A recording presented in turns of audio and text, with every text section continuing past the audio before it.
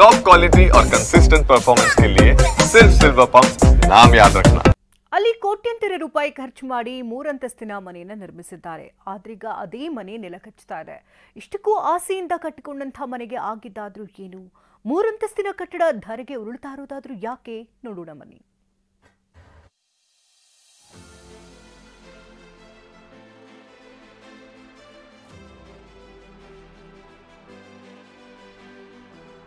ಒಂದು ಕಟ್ಟಡದ ಮೇಲೆ ವಾಲಿದ ಮತ್ತೊಂದು ಬಹುಮಹಡಿ ಕಟ್ಟಡ. ಸ್ಥಳೀಯರ ಸಮಯ ಪ್ರಜ್ಞೆಯಿಂದ ತಪ್ಪಿತು ಅನಾಹುತ. ಈ ದೃಶ್ಯವನ್ನೊಮ್ಮೆ ನೋಡಿ. ಅದು ಹೇಗೆ ಒಂದು ಕಟ್ಟಡ ಪಕ್ಕದ ಕಟ್ಟಡಕ್ಕೆ ಮುತ್ತಿಕ್ತಾ ಇದೆ ಅಂತ. ಇಲ್ಲಿ ಬರೀ ವಾಲಿರುವ ಕಟ್ಟಡ ಮಾತ್ರವಲ್ಲ, ಇದರಿಂದ ಪಕ್ಕದ ಕಟ್ಟಡಕ್ಕೂ ಗಂಡಾಂತರ ಎದುರಾಗಿದೆ. ಯಾವ ಕ್ಷಣದಲ್ಲಿ ಏನ್ ಬೇಕಾದ್ರೂ ಆಗುವಂತ ಆತಂಕ ಎದುರಾಗಿದೆ. ರಾಯಚೂರು ನಗರದ ನವರಂಗ ದರ್ವಾಜಾ ಬಳಿ ಹೀಗೆ ಮೂರಂತಸ್ತಿನ ಕಟ್ಟಡ ವಾಲಿದು ಅಕ್ಕಪಕ್ಕದ ನಿವಾಸಿಗಳು ಜೀವ ಭಯದಲ್ಲೇ ಬದುಕುವಂತಾಗಿದೆ.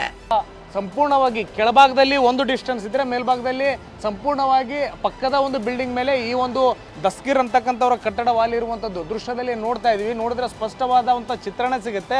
ಡ್ರೈನೇಜ್ ಸಮಸ್ಯೆಯಿಂದ ಕೆಳಗಡೆ ಬೇಸ್ಮೆಂಟ್ ವೀಕ್ ಆಗಿದೆ ಅನ್ನೋ ವಿಚಾರವನ್ನು ಒಂದು ಪ್ರಸ್ತಾಪ ಮಾಡ್ತಿರುವಂಥದ್ದು. ಭಾಗದಲ್ಲಿ ಸಂಪೂರ್ಣವಾಗಿ ಡ್ರೈನೇಜ್ ಬ್ಲಾಕ್ ಆಗುತ್ತೆ.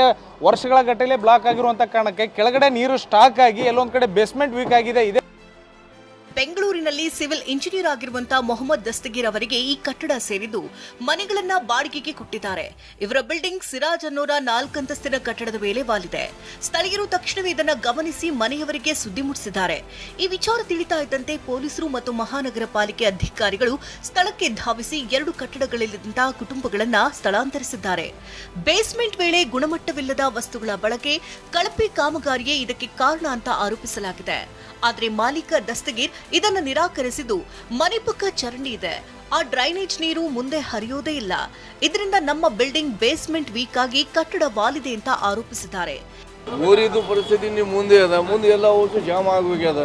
ಹೊಸ ಕಟ್ಟಡ ಅದ, ಬಿಲ್ಡಿಂಗ್ ಯಾವ ಥರದ್ದು ನೀವು ಎಲ್ಲ ಕಡೆ ನೋಡ್ಕೊಂಡು ಬರ್ರಿ. ಒಳಗೆ ಹೊರಗೆ ಯಾವುದು ಒಂದು ಸಣ್ಣದು ಕ್ರ್ಯಾಕ್ ಇಲ್ಲ ನೋಡ್ರಿ. ಪ್ಲಾನ್ ಪ್ರಕಾರ ಕಟ್ಟಿವಿ, ಏನು ಪ್ರಿಕಾಷನ್ ಮೆಜರ್ ತಗೊಂಡು ಕಟ್ಟೋ ಟೈಮಿಗೆ ಎಲ್ಲ ತಗೊಂಡಿವಿ. ವಾಟರ್ ಸಿಪೇಜ್ ಆಗಿ ಏನಾಗ್ಯದ, ಗ್ರಾಜುವಲ್ ಸೆಟಲ್ಮೆಂಟ್ ಆಗ್ಯದ. ಇನ್ನು ಪಾಲಿಕೆ ಅಧಿಕಾರಿಗಳು ಮಾತ್ರ ಡ್ರೈನೇಜ್ ಸಮಸ್ಯೆ ಆಗಿದ್ರೆ ಬೇರೆ ಕಟ್ಟಡಗಳಿಗೆ ಯಾಕೆ ಸಮಸ್ಯೆ ಆಗಿಲ್ಲ ಅಂತ ಪ್ರಶ್ನಿಸಿದ್ದು, ಕಳಪೆ ಕಾಮಗಾರಿಯೇ ಈ ಕಟ್ಟಡ ವಾಲಲು ಕಾರಣ ಅಂತ ಹೇಳಿದ್ದಾರೆ. ಇನ್ನು ಮುಂಜಾಗ್ರತಾ ಕ್ರಮವಾಗಿ ವಾಲಿರುವ ಕಟ್ಟಡದ 2 ಅಂತಸ್ತನ್ನ ಡೆಮಾಲಿಷ್ ಮಾಡಲು ಆದೇಶ ಮಾಡಿರುವುದಾಗಿ ರಾಯಚೂರು ಮಹಾನಗರ ಪಾಲಿಕೆ ಮೇಯರ್ ತಿಳಿಸಿದ್ದಾರೆ. ಅದು ಯಾವಾಗ ತನಕ ನಾವು ಇನ್ಸ್ಪೆಕ್ಷನ್ ಮಾಡಿ ಕರೆಕ್ಟ್ ರಿಸಲ್ಟ್ ಬರಲ್ಲ, ಅವಾಗ ತನಕ ಎಲ್ಲ ಡೌಟ್ ಮೇಲೇನೇ ಇರುತ್ತೆ. ಎಲ್ಲ ಓಸು ಡಿಸ್ಮೆಂಟಲ್ ಮಾಡೋಕ್ಕೂ ಬರಲ್ಲ.